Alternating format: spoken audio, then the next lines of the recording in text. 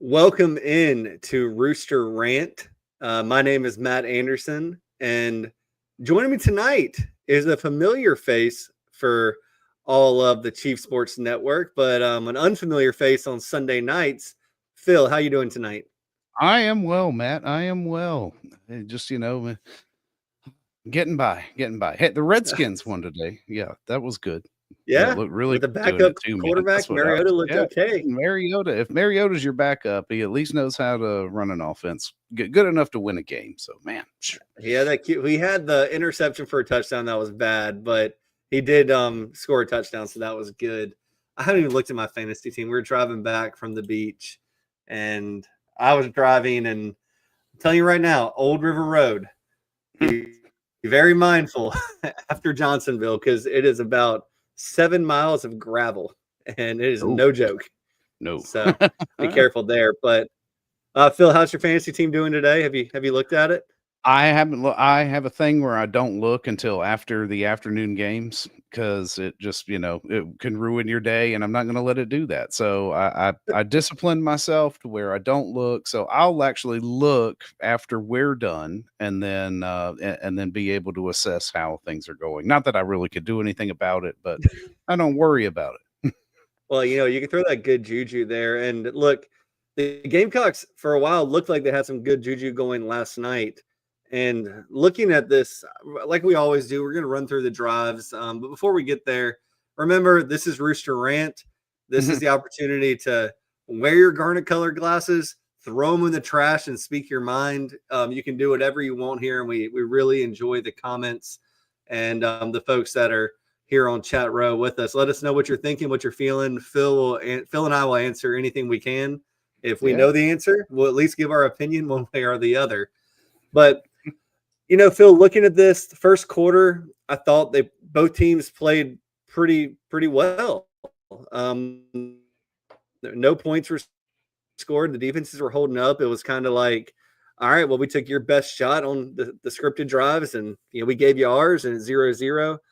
Missouri does open that second quarter with a touchdown. They missed the extra point, which Phil, I got to say, when they missed that extra point, I said there might be something in the air tonight.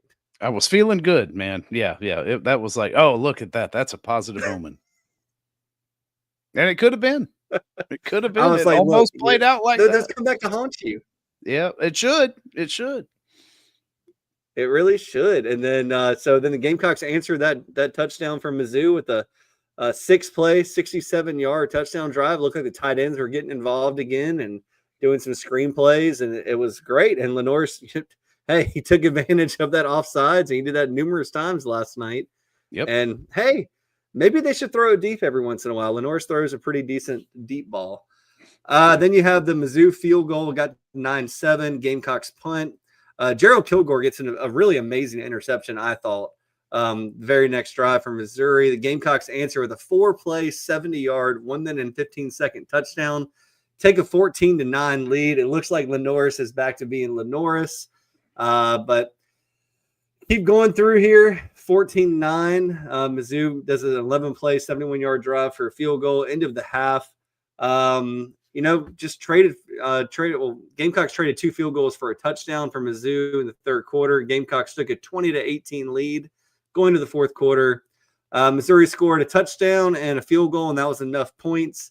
But Phil, I don't know if you caught this yet. The Gamecocks in the fourth quarter, 3 plays, 3 yards, 1 minute and 9 seconds off the clock. Gamecocks get the ball back after forcing a punt. 3 plays, 1 yard, 1 minute off the clock. That's when Mizzou comes back in 10 plays, 57 yards, and 3.5 minutes, and kicks a field goal that pretty much crushed all of Gamecock Nation's soul. And then to end the game, 4 plays, 5 yards, 44 seconds. Mizzou needs the ball to end this thing. But Phil, 3, 4, 9 yards in a quarter is not going to do it in the SEC. No, especially when you're trying to, mount the comeback at that point. You entered the fourth quarter with the lead, and then there you go. Well, we're going to talk all about this game. Just some high notes. Lenore Sellers was 18 of 28 for 302 yards and 2 touchdowns, 10.8 yards per attempt. You can't complain about that, y'all. That's what Lenore's does. He's averaging over 10 yards a pass attempt this season. Maybe let it fly. But the ugly was the rushing, the sacks Lenore's took, the penalties. I'm Phil. We're going to talk all about that. And then the story of the game was South Carolina having, again, no answer for Eli Drinkowitz and his outside zone. Ahmad Hardy at one point, Phil, I thought might have like doused himself in Crisco before the game started. Right. Because missed tackles and penalties. But Phil, let's get into this and we'll talk all about it. Make sure we get your comments in here. We'll answer anything we can. Phil, let's hit that intro video. We'll be right back.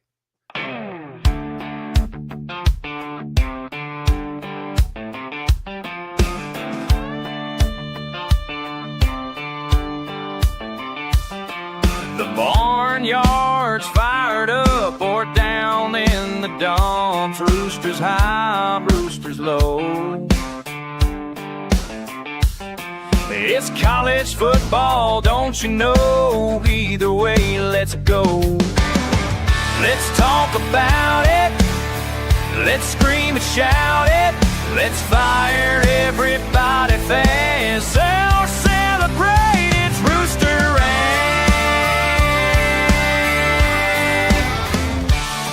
Now here's a late night Gamecock. Matt Anderson and the pride of Hampton County, Alex Jones, and all of you on Rooster Rant.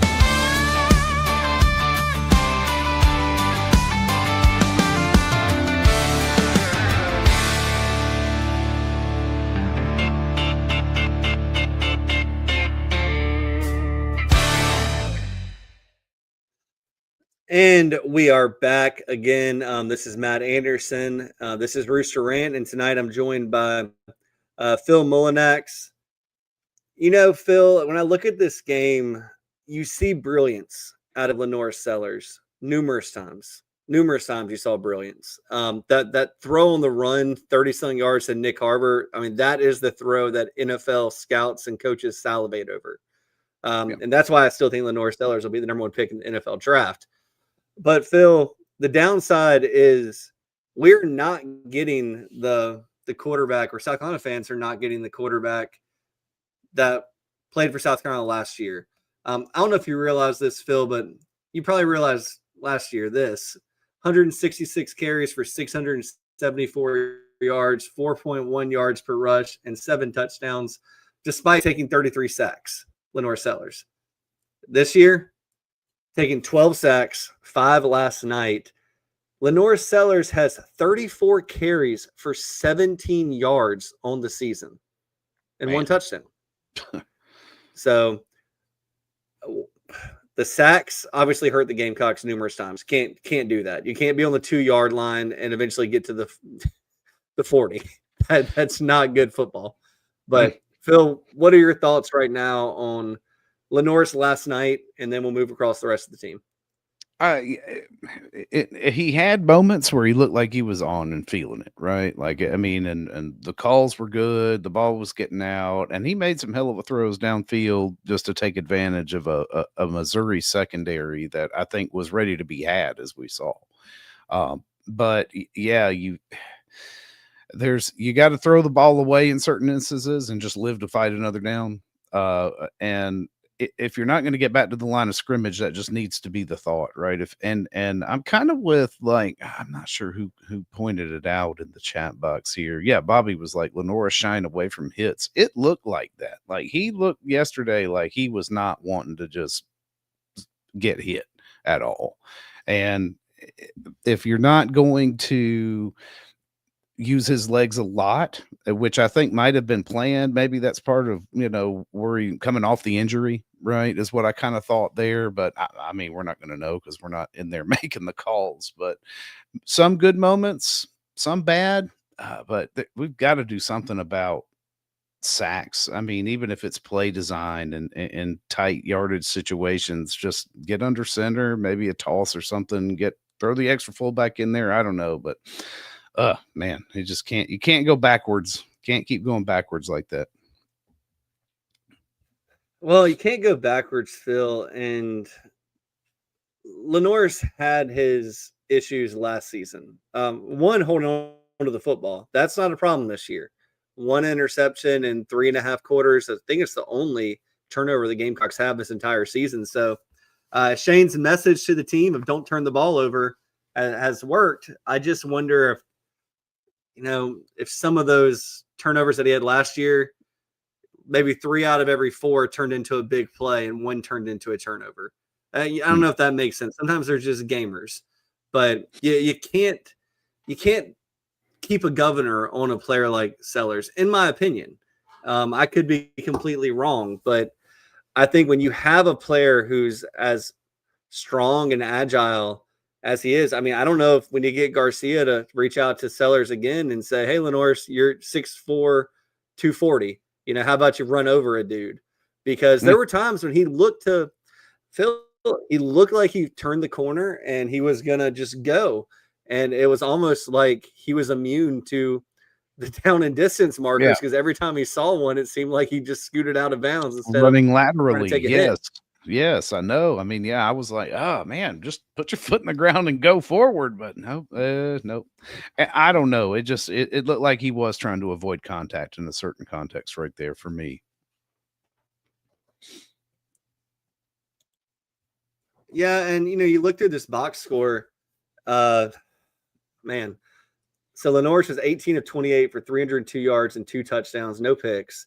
But then you go to the rushing, and look, you can call it balanced, 28 and 22 rushing attempts for -9 yards. Lenores was responsible for -28 of those. I'm sorry, it's not the Lenore Sellers we saw last year. And Phil, the question is, can that Lenores come back? Right. Yeah. I mean, and I would imagine the answer is yes, right? You're not going to be able to take that instinct out of him. I think there's a lot to be said for what JB calls the development web at this point, where it just looks like his decision-making processes are actually being processed in real time to where it's almost like slowing it down just a shade, right? It's not a lot. Like he's got the instinct, he has the natural ability to succeed, but this year it just seems like he's, I don't know, maybe overthinking just a hair. Yeah, and it's gonna be one of those things where what's the change? Well, the change is the new offensive coordinator. And look, right now, Phil, we're not going to sugarcoat it. You're 2-2 on the season, and you're 2-3 with Mike Shula calling plays. And those 2 wins have come against Virginia Tech, who we all kind of see who Virginia Tech is this year. And it came against South Carolina State, who gave them absolute hell. Look, I said today on the Big Spur, and I'll say it here. I think that Shane's kind of mantra is we get better over the course of the season. And look, when you rattle off 6 straight wins to end the season, that's great. Look, everyone in Gamecock Land's happy, but it seems like there's 20% that's missing with this coaching staff of taking this team to another level. And I'll go ahead and say it, Phil. I don't mind it. It's a little bit of malpractice because this team should be better than they are. The offensive line, say what you want about what they've done in games. I think that there are a lot of other teams in the country that would take just, all right, you're going to give me all these 5 stars and 4 stars and a couple 3 stars and transfers with Division I experience. We can make that work, but it's not working for South Carolina. No, something is off when it comes to what's going on in that front 5. Like, and I don't know, like here, like Jake even is like, how the heck has JT gotten worse since high school? He needs to be benched. Dude is a pillow soft and clueless. I don't know about pillow soft and clueless, but it does look like he needs to step his game up. Like there were times where, Thompson's just getting burnt. And I mean, I know it happens, but it doesn't need to happen that many times a game, right? Not a left tackle. Yeah. I mean, just not there. And that as that has continued on, like Sellers has got to be feeling that, I mean, even if it's just like chasing ghosts at this point, it's like that time, that clock in his head has got to be sped up because he knows that there's been a lot of whiffs over that left side coming right off the edge. And I wonder with Josiah, and I don't know this to be true, some people don't need to gain the weight. And we talked all off season about Josiah Thompson looking like $1,000,000 and being big and strong and athletic and gaining, getting over 330 or whatever he wanted to be at. I can't remember the exact number. But look, man, I've run across a lot of people. Phil, you're one of them. You're tall and wiry and you got that strength, man. And maybe those extra pounds are slowing him down. I've carried those extra pounds, not that, not like that, but yeah, I mean, yeah, it can. I mean, and maybe there is something to be said about that. I don't know. It just looked like he even had a better understanding for things as a true freshman. And if that is the case, then further digging is needed. But all I know is he's not playing as well as he did last year. And it kind of speaks for itself. Yeah, and Craig brought up a good point. Josiah's about 300 up from 265. Yeah, maybe not touching 330 yet, Craig, but whew, man, something's changed with him. I can also say, though, that I did wonder, is it the 5 offensive linemen? There really hadn't been that many shifts. Obviously, Surratt didn't play against Virginia Tech, but they changed stuff up last night a little bit in the pregame and a little bit due to injuries. Same crap happened. So is it the scheme? Yeah. I mean, that was kind of telling to me. I'm like, okay, well, we got a new group of faces in here. And I was excited with the first, 5 that rolled out there. And then of course, unfortunately you lose Henry first play of the game. Right. But we know that Big Tree has come in and done well at right tackle. I mean, he looks good there. And just, hated seeing Nolan Hay go out early too, and just injury riddled, but a completely new look there with Newsome at center and, just keeping Boaz over there at right. So here's the thing. Nothing was working. Yeah. I mean, and it's just like it hasn't really clicked at all through 4 games now, and you're a third of the way through the season, and things need to be fixed. It's not too late. I mean, I kind of wish, Matt, that we had the bye week this week, right? That this team had the bye week coming off of that, and then, just getting to do some soul searching for a week after that tough road loss where you didn't get blown out. You played well enough if you hadn't have shot yourself in the foot again to win, and then, just come back and look. But looking ahead, even though that's not what this show is designed to do, this show is about bitching about yesterday. Hey, Phil, you can take this wherever you want, boy. Yeah, there's plenty to complain about yesterday, but there's plenty of good that happened too. It's getting tiresome having that conversation, right? Like it's like you're doing some good here and then something breaks down. You're doing some good over here and something breaks down, and that starts at the top. And Beamer said it in the post-game presser. He was like, "That's on me." And it starts there and it's got to trickle down.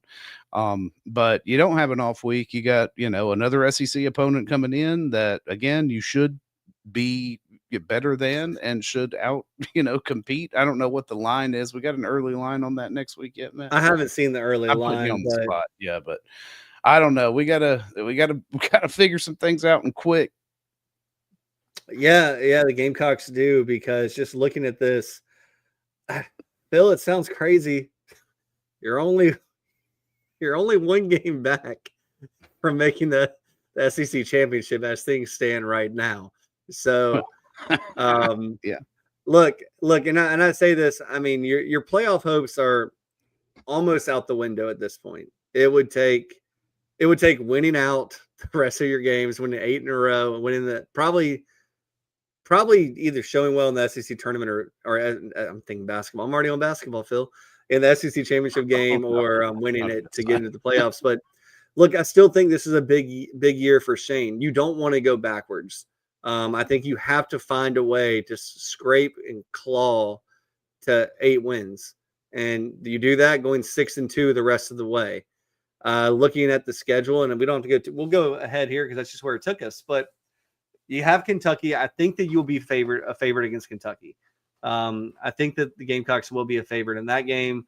Then they'll be a favorite in Coastal. And look, Gamecock fans, it could be worse. You could be that team in the upstate that's now 1-3 and not looking the part of a top 5 team. Now, the Gamecocks weren't top 5 in the preseason, but they were highly ranked. So both teams in the state of South Carolina are disappointing. But Ole Miss, their quarterback's out. They're still rolling. LSU, I'm kind of skeptical of LSU right now, Phil. Just a little bit of, are they going to be a top 5 team the entire year? And I just don't know about that. Oklahoma, gosh, Phil, what would you do for an offensive coordinator? Or if you're a Gamecock fan, what would you do for an offensive coordinator like Vandy or Oklahoma has that just mold to their team? It seems common sense. Yeah, I mean, and it even yesterday, like, I don't think it was a proper sample, right? Because it just looked like the game plan at this point was chuck it down the field. I thought that was the best game plan. I mean, yeah, and it was what was working, and you kept going back to it, just keep chucking it down the field. But then, when there are times when you need to establish something on the ground, or even yet in the intermediary, which, you did have some that were caught kind of at that second level, but most of the production, it seemed, was either by penalty or by explosive play, which, hey, you can live and die by that. We saw how tight the game was. You're leading heading into the fourth quarter, not playing your best game at all, but minimizing the impact of shooting yourself in the foot. And then just let them take the game over in such a fashion that you have not yet been able to really stop. And once they just decided to say, hey, we're going to put the ball on the ground and we're going to dare you to stop us, then it just, there you go. You're wore out. Yet, like you pointed out when we were running it down, Matt, there were 2 opportunities there before they kicked the field goal that you possessed the ball, but with your offense, and could have gotten the points that you needed, and just could not effectively move the ball, because that time everybody was expecting you to chuck it down the field. Yeah, and Phil, to that point, so you have the pass downfield to Dre Jacobs, who we should point out Dre Jacobs had a great game, got down to the 2. For sure. I think that the next play call was just too cute. Whatever it was just too damn cute. And you don't have to be cute at the 2-yard line. This must be something in the water in Columbia, because Will Muschamp did the same thing against Tennessee a couple years ago and then completely lost control of the game. If the Gamecocks get 7 there, now you're looking at a 9-point game, and it changes the entire complexion, because now Missouri, sure, they can run, they can milk the clock, they can take their time, and they can run and take 8 minutes off the clock. But guess what? You're still down 2 points. So at that point, the Gamecocks get the ball back, and they were humming.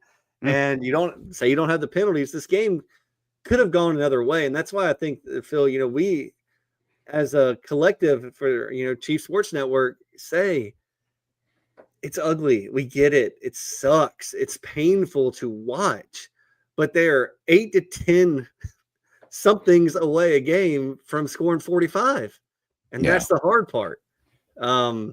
Now the 8 to 10 somethings were all in the offensive line and the running game last night, essentially, and penalties. Plays, but it's weird, Phil, because I go back to that Tennessee game a couple years ago, right, where nobody gave them a chance in hell of winning. They're going to erupt on somebody. I don't know who it is. It might be Kentucky this week, but they're like 40 to 60% of their efficiency right now. And if they can unlock something, we'll see. But Phil, let's go ahead and hit a break real quick. And when we get back, we'll finish out this rant. We want to hear from y'all. So questions, we're continuing to look at the chat box. Phil's doing his best here, but and I'm watching as much as I can. But let us have it. We got 15 more minutes, 20 more minutes. We want to talk about all the ranting. Morning, Carl. Usual? Yeah. Your oldest was in here the other day. Said the 2 of you took a trip down to my neck of the woods. How'd that go? You might as well give me one of those Carolina cars while you're at it. I knew I liked that one. Yeah. There you go, my friend. Thanks. Hey, Carl. Congratulations. See you tomorrow, Freddie. You bet. JC Sherbert here. Had a brilliant idea that some good friends of mine in Florence have told me about. Next time you're having a wedding or an event, or anytime you got to feed a bunch of people, Talk to my friends over at Flavortown Eats and Events. That's right. It's a food truck / trailer. Prepares the food fresh on site right there for you. No hassle. It's absolutely delicious. They'll come out, turnkey solution to feed the masses at your event. Go to their website right now. flavortownflow.com. That's flavortownflow.com. They have all the contact information you need, and they are a proud sponsor of the Late Night Gamecock Show and the Chief Sports Network. Welcome to Palm Casual Patio Furniture. Because we are the factory, Palm Casual has the ability to offer the highest quality outdoor furniture paired with world-class service. Since 1979, our factory showrooms have done our best to make the buying process as easy as possible for our customers. Our understanding of the many factors that go into your decision has helped us create our 30-day trial period that increases the level of comfort our customers feel during the shopping experience. Visit us in Somerville, Mount Pleasant, Myrtle Beach, and Bluffton, and online at palmcasual.com for our products and out-of-state locations. Go Gamecocks! This is the Late Night Gamecock Show with the pride of Hampton County, Alex Jones. And with the king of late night, Matt Anderson. Go Gamecocks!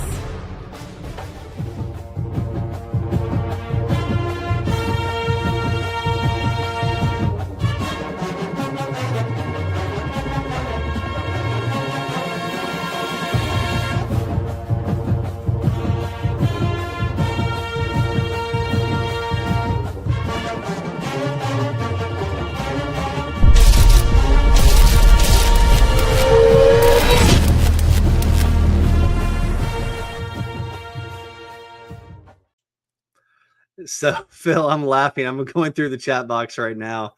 And Ryan at 723 said something pretty funny regarding the play after Jacobs catch of the 2. What makes us think we would have scored on the ground? Man, Ryan, you have to think Lenore's could just fall forward, and maybe they just really didn't even want to do that. I don't know. I get it though, but it's just like you're 2 yards away. You've got 4 plays to run this ball just into the end. You just run the damn ball 4 times, make it easy, get downhill, put in a fullback. Hell, hand it to the fullback. Yeah. Nobody's expecting that, I mean, even like a quick pitch, an option. Make the defense think. Just something quick, not back, not back. And if you are going to play back and shotgun, then you're going to have to block. You got to block. But for me, shoot, nah. Put Mo Brown in. If it doesn't work with phase on the first time, give it to Mo number 2 and just dive in for a touchdown. But don't go backwards. You can't go backwards. Yeah, and Jay Diz brought up a good point. Just half the penalties are missed tackles, and Gamecocks win this game. Oh, I know. Yeah, you're all over it, Jay Diz. Totally agree with you. Jay Faru says, I love Shane, but it feels like we've regressed. I can't say it's regression when this is the norm. The norm isn't getting off to an 8-0 start. And that's unfortunate to even say. Jay Faru says, once again, G.A. Mangus still lives in Columbia. I think that if you got G.A. Mangus and you got Sean Elliott back together, I think they could make some sweet, sweet music with Lenore Sellers. But look, I don't want to be around here, y'all, when Shane hires G.A. Mangus and all y'all get mad because he didn't hire an up-and-comer. I don't want to be here for that. Oh yeah, that's a no-win situation. The best case scenario is things turn around and this offense just gets humming. And if they quit shooting themselves in the foot, maybe we'll see. I don't know. We got to run the damn ball. I know that. You're not going to win if you don't. Yeah. Look, someone else said they've been a Gamecock fan for 50 years. At least Clemson lost yesterday too. I get it. That's got to be Billy. Is that Billy? I know somebody up there. I get it. But that's it. Billy, I've been a Gamecock around the program, went to school at South Carolina. I've seen it. And look, some days the best thing that happens is Clemson loses. And look, as a Gamecock, you should celebrate those. It's been few and far between the last couple of years. So you celebrate however you want to celebrate, y'all. Steven said Cornbread Cowboy definitely would have gotten us a TD.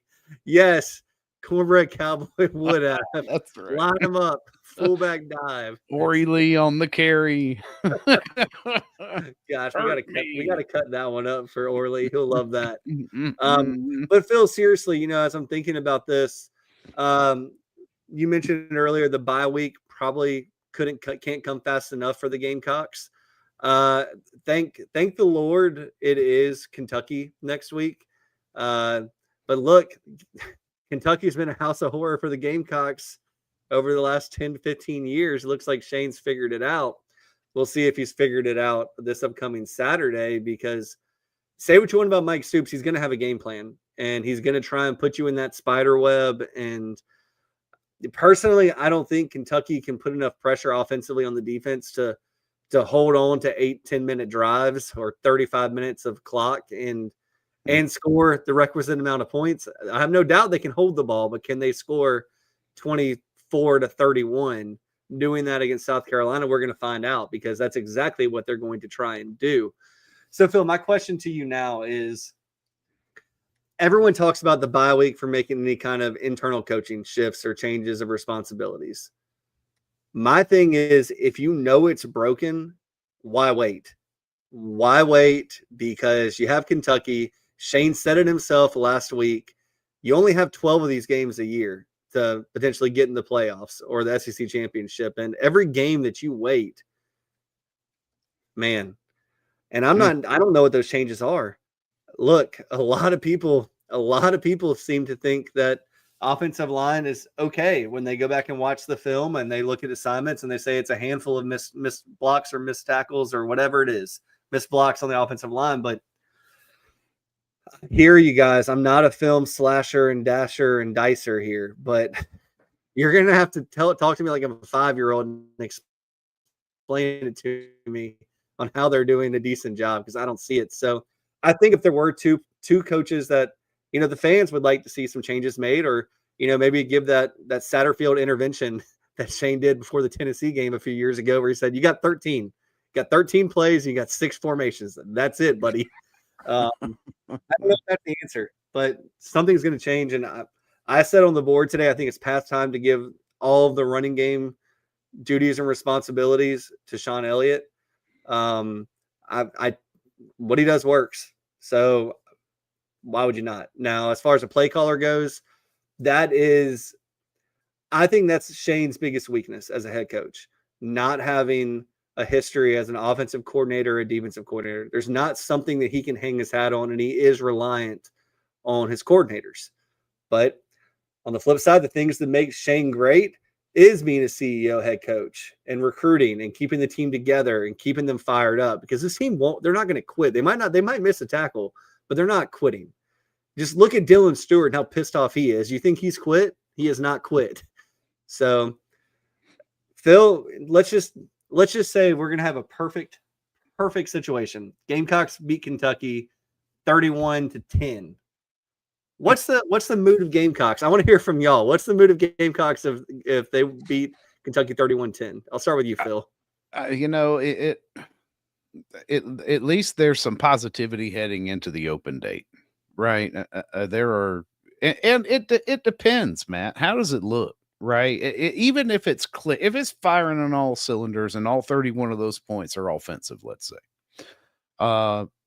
then you're like, well, do it again. And then, half the Gamecock fans are going to be like, oh, you're going to have to do it on the road at LSU. Well, listen, everybody that's above you has shown their deficiencies, and you're all trying to get it figured out quicker than the next guy. So are you going to be able to fix the run game in 2 weeks before you head down to Baton Rouge, where you're going to need it? I mean, you're going to just need it. Like, they're struggling too, but you're going to have to put together a complete performance if you want to come away with a win down there. We all know that's what's going to have to happen. So you got 2 weeks to figure it out for me. But it's Even if you blow Kentucky up, I'm like, if it looks great, then I'm like, okay, show me again. Like, okay, perfect that over the next week and show me again in Baton Rouge that you can do it again. Repeat. Which is sad for me, Phil, because I really do think that this team, for whatever this year, I have a 4-game sample size at this point. I'll even go back to last year after the opt-outs and stuff like that from the bowl game. Right now, Phil, like, I mean, you are who you are. So, like, what is the hope? Where does the hope come from? Because you just got 20 offensive points for the first time in 5 games. Let that sink in. 20 offensive points. So I do think that this team also, and I'm noticing over 4 games now, Phil, they seem to play to their opponent's relative competition. I don't think they were, personally, I don't think they were worried about Vanderbilt. I think they thought they were going to curb stomp Vanderbilt, and Vanderbilt smacked them in the mouth. And the game was still winnable until Lenoris went out of the game. Yeah. So, is it a situation where they go out and win 31-10 next week? It's probably going to be my prediction, by the way, 31-10.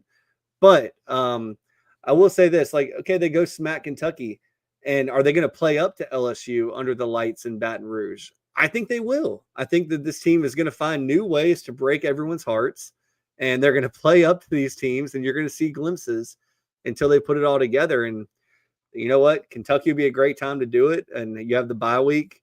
But I think there are going to be some bye week considerations that are made. There have to be, no matter what happens against Kentucky, because you got 7 more games that you got to go win them all. Yeah. And you have the opportunity to fix things that need fixing, right? I mean, there's no hiding and denying that something's off. I mean, the pre-snap penalties. I mean, it's all of it. The inability to run the ball, the mental errors and mistakes. You get a chance to kind of reset a little bit, at least to get a moment to look at it from the outside perspective, right? I know, like, from that CEO perspective, kind of like running a business, like, let me take a step back and look at how we're doing things top to bottom. What can I change to get a different result? But I mean, it is what it is. You just hope that if you do blow out Kentucky, then you're like, okay, back on track. With an asterisk, we could be. We're going to keep an eye on this thing, but we did what we were supposed to do. And that's where, like, that's the one thing we haven't really seen, except for outside of game 1. Game 1 is neutral site, 2 new teams. Okay, you got out of there with a win. You did what you were supposed to do. But we have not seen this team do that in the next 3 games. So Kentucky is the perfect opportunity to get back on the right side of things and do what you're supposed to do, which is win and take this team at home, off of the schedule with a win. Go into the bye week 3-2. Take that deep look at yourself as to what it is you have to do, and then make the critical adjustments. Even if it's not a ton, nobody's saying you got to throw everything out and learn a new offense in a week. But figure out what your core competencies are, and then exploit those. Jay Diss says, if UK wins it, will it be a night like Vandy? Then the season's toast and the players have quit. Jay Diz, I don't disagree with. I don't think the players have quit. I really don't. They're not going to quit, but they can get down. And look, we've seen that from Gamecock teams in the past. I don't think I've seen a Shane team do it quite yet. But I mean, at the end of the day, I'm laughing. My brother gets so mad at me now, Phil, because, like, from covering the team, like, the losses hurt, but they don't hurt. They don't hurt as bad as they used to, if that makes sense. Yeah. Because you gotta quickly flush it, and you gotta talk about it, right? Yeah, now you gotta find objectivity within 24 hours. Not even with it. Yeah, and Craig has a good point here. Why can't the Gamecocks stop Eli's offense? You know what they're going to do. Stick your face in there and end the play. Hey, I will say this though. It seemed like when they went to go kick that last field goal, the couple possessions before that, the Gamecocks knew they were running the ball and they stuffed it. I don't know why it took 56 minutes of game time to figure out how to do it, but they have to wrap up. And that's been a problem for Gamecocks for a while. Under Will Muschamp, it was a problem. I tend to give Clayton a little bit longer leash than obviously I'm giving Mike Schuler right now, because I think Clayton's proven it. It's not perfect, but it's really hard it's really, really hard to be a defensive coordinator in the SEC. So look, I'm not giving him bonus points because it's hard, but you're going to have a play that blows up or a play that just beats you because you can't play for the kids. You can show them every gap to fill, every blitz they should do. And if they can't execute it, then you can't stop it. And maybe that's just the case. Yeah, the penalties have to stop, Phil.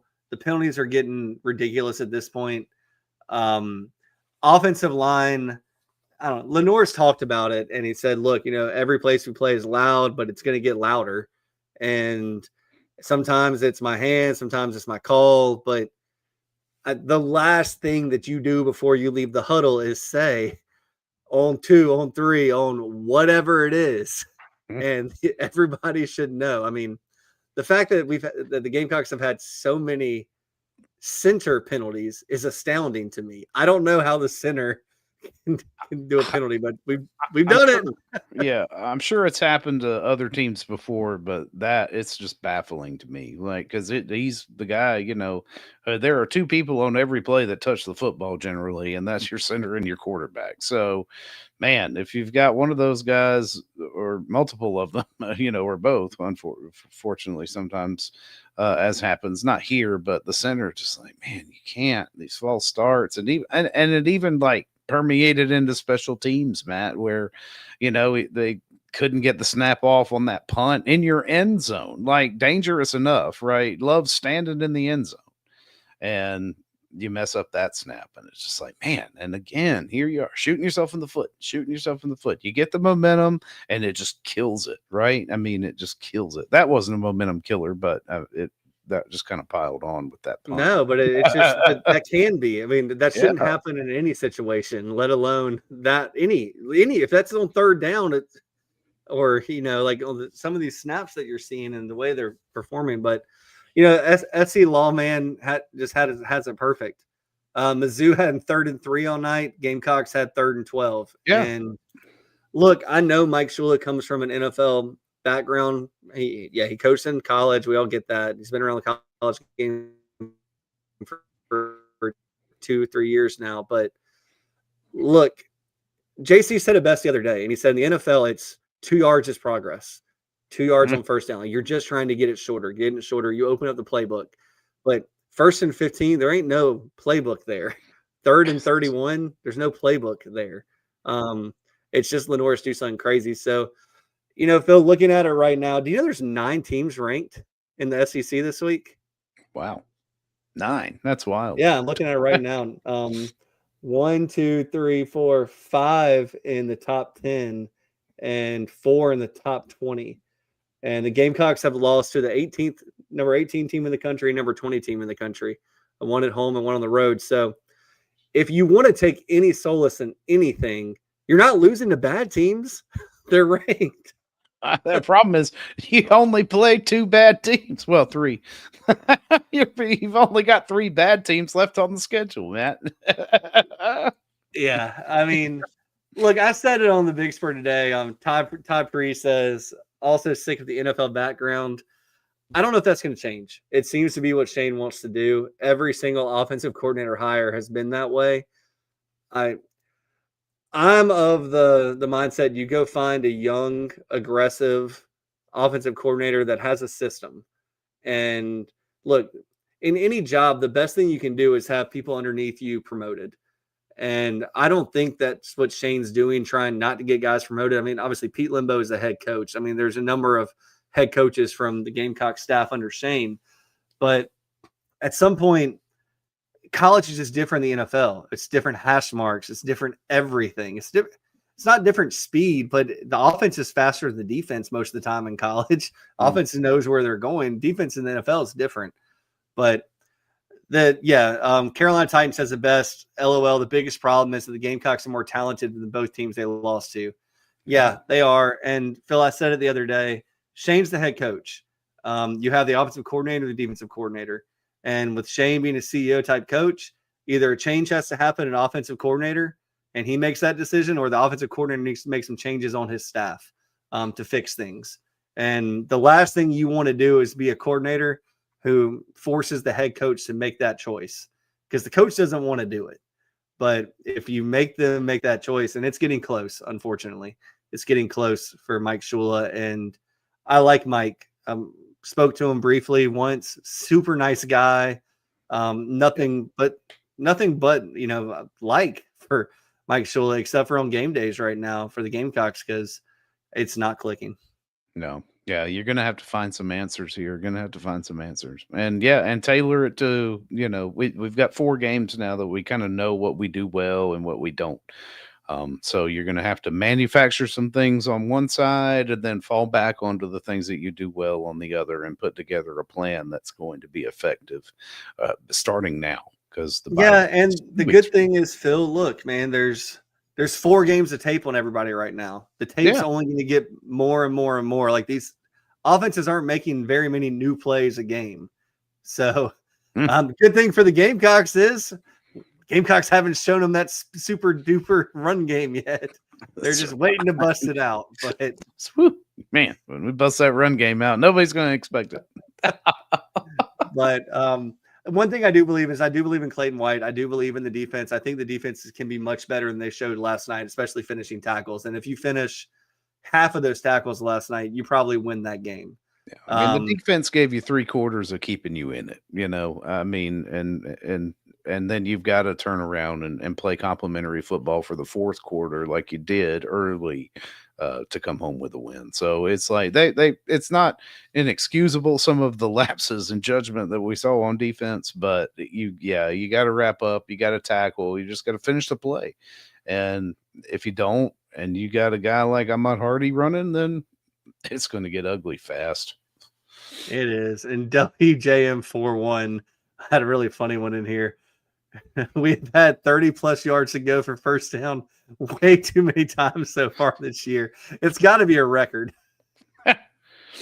Yeah, I don't know. That first and anything more than 20 is nuts, because then you're like, that's multiple things have gone wrong. Yeah, how do you get?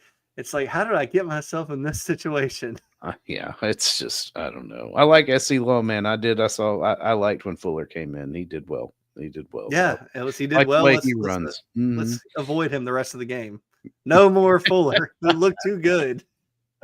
We opened it up. That first play was a pass to Faison right out of the backfield, and that went for a first down. And I don't think we threw it again until maybe late in the 3rd quarter. I think it did come back, not with Faison though. I think it was somebody else. Yeah, and we talk about all the time. What would Spurrier do, man? He'd find that pain point and he would just make it excruciating for an entire game. Yeah. Unfortunately, sometimes the Gamecocks is, let me show you all my plays. We're gonna do a little bit of this and that, and hey, you'll never see it coming. No, yeah, I do like the fact that if chucking the ball down the field is working, it's effective, it's getting you down the field, so you're just going to do it again. It's like, oh, well, they didn't defend it last time, we'll just run it with this. And hats off to, Dre Jacobs and Brian Rowe, man, like just, way to step it up. I mean, even Nick Harbor had a great game. I'm not not selling Nick short, but the deep balls were heading to the other guys, which was great. But yeah, I mean, and they kept going back, kept you in it.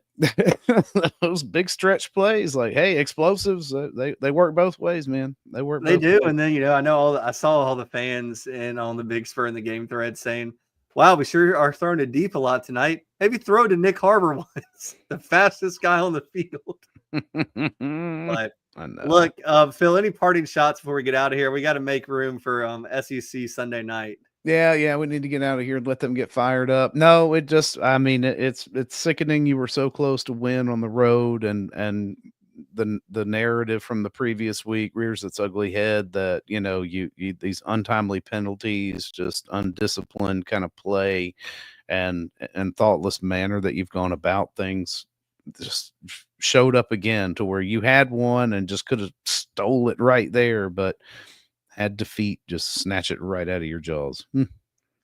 Wow. Yeah, I agree. And Jay did said, some guy posted on TBS that Gamecocks have to gain 13.5 yards to get a 10-yard first down due to negative plays and penalties. That is absurd. If that's true, that is absurd. And that is a fireable offense. That is, go get the best intramural team at South Carolina on the football team. I know that they don't block, but just put them in front. Goodness gracious. That is crazy. Well, look, we're going to get out of here, make way for SEC Sunday night. Make sure you tune in and give those guys the love. We appreciate them. They're great.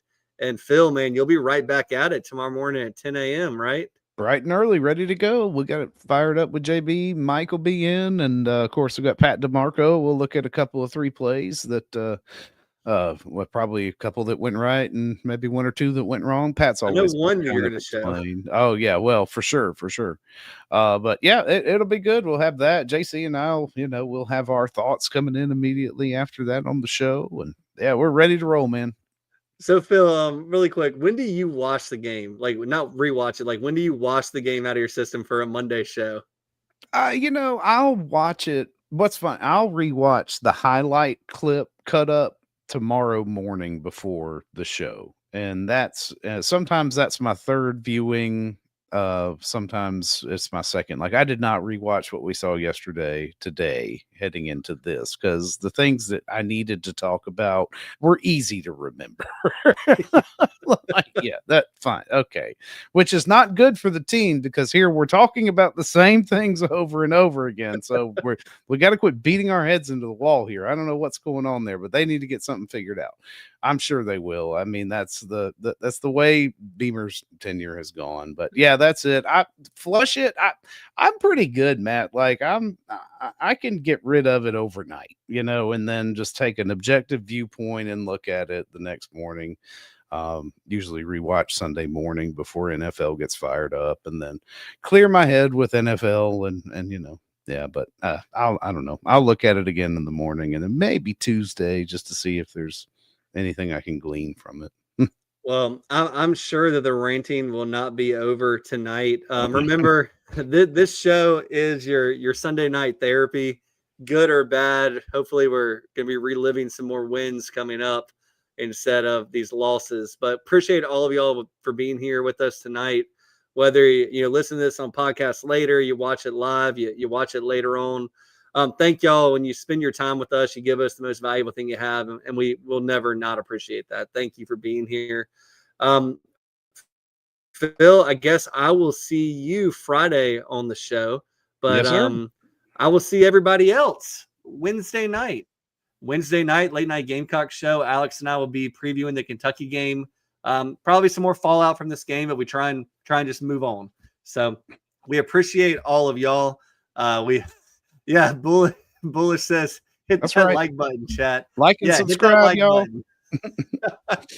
Well, we appreciate all y'all. We hope you have a great night and a great week ahead of y'all. And I'll see you Wednesday. Phil will see you tomorrow. And then I'll see you with everybody on Friday. Have a good one, y'all. See ya. Bye.